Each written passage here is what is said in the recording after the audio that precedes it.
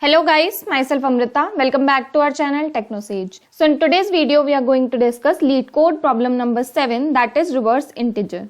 So let's get started. Let's first understand the problem.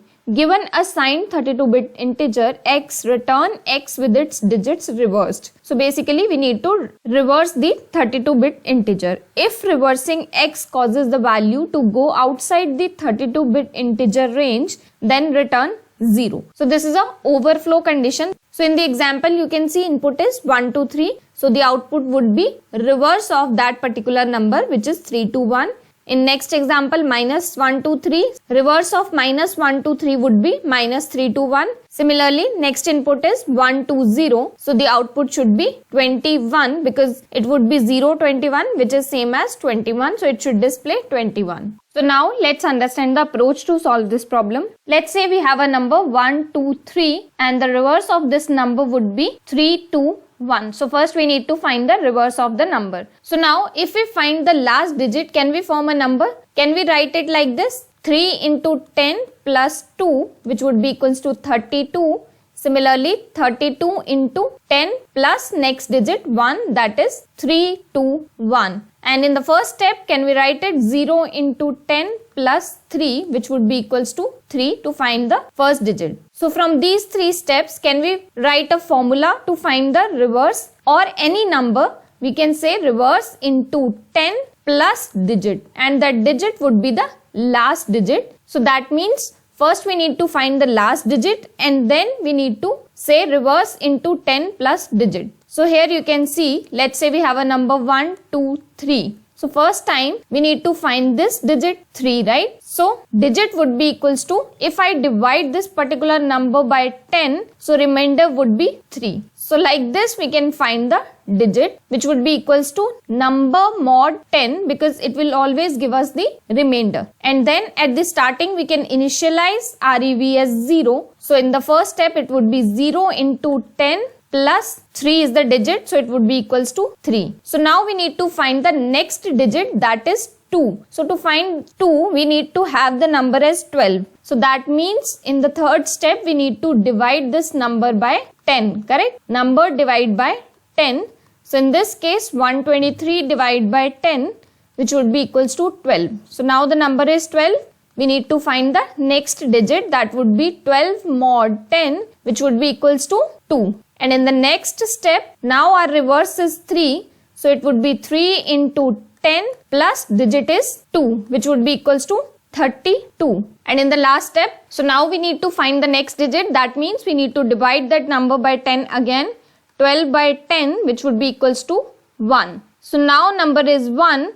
To find the digit, we need to say 1 mod 10, which would be equals to 1. So now reverse is 32. 32 into 10 plus digit is 1. So the number is 321. Then if you divide this number, nothing will come. It would be 0. So here we found our reverse. So basically only 3 steps. This is our first step to find the digit, and the next step is to find the reverse, and third step is to divide that number by 10. So these are the 3 steps which we need to use to find the reverse of an integer. Now in the question we saw that we need to consider overflow condition. That means if reversing causes the number to go out of range, then we need to return 0. So how are we going to do that? Now to check the number if it is going out of the range, that means that number should not be greater than the max value, should not be less than the minimum value. So basically in reverse we are doing reverse into 10. So we need to check whether this reverse into 10 is not going out of the range. That means reverse into 10 should not be greater than the max value, that is less than the minimum value. So can we write it like this? Reverse greater than max value by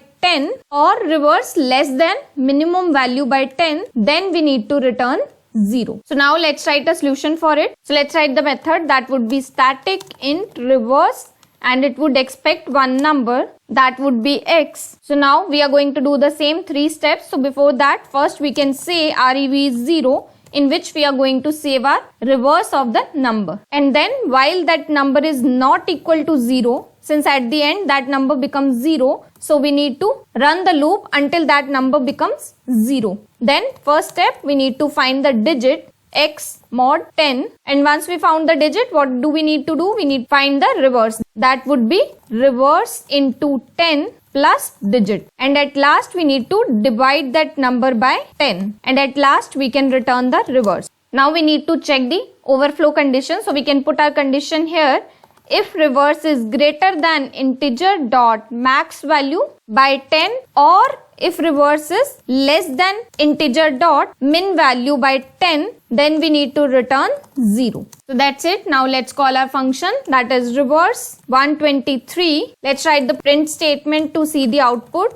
Let's run the program and see the output. So output should be 321, which is reverse of 123. So the output is 321. Now let's test it with other examples as well.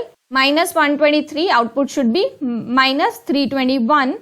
So you can see here the output is minus 321, and the third example was 120. So the output should be 21. So now let's test it with this overflow condition also. I have taken one number. Reverse is going out of range. So I'll take that number and we'll see the output, whether the output is returning 0 or not. So this is a large number. So the reversing of this number, you can check it is overflowing. So let's run it and see the output. So the output is 0. Now let me remove this and show you how it works. If I remove this condition, let's say, so since this number is a large number, when we reverse it, it will go out of range and it will give us some garbage value. Let's run the program and see the output. So you can see here, it is giving us some garbage value. So that's why we need to consider this overflow condition, so that if reversing of x goes out of range, then we need to return 0. I hope you understood the solution. If you have any questions, any doubts, please let me know in the comment section. Also, please don't forget to like, share and subscribe our channel. In the upcoming videos, we'll solve more LeetCode problems. Stay tuned. Thank you for watching.